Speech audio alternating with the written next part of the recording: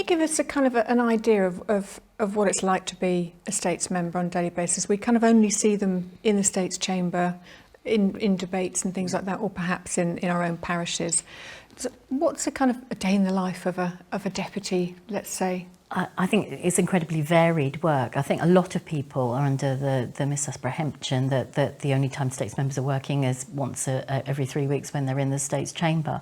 But that's just really the tip of the iceberg. Behind the scenes, they do a lot of constituency work, so supporting the people in their parishes with whatever it is that they need assistance with.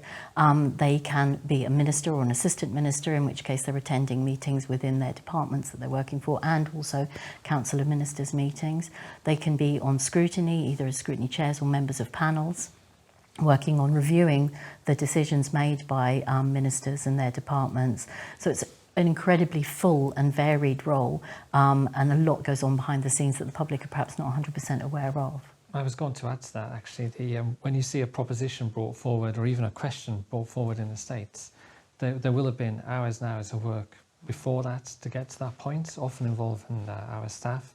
So for any proposition, for example, members will engage a considerable amount of time with government ministers and with departments to understand the implications of what they're putting forward, perhaps try and find out what the financial implications are. They'll do research, they'll work with our team on research, they might be getting international comparisons. All of that goes on behind the scenes. You don't see it at all. What you'll see is the debate on the proposition, but as Lisa very rightly put it, it's the tip of the iceberg. You can't get to that point without an awful lot of work in advance.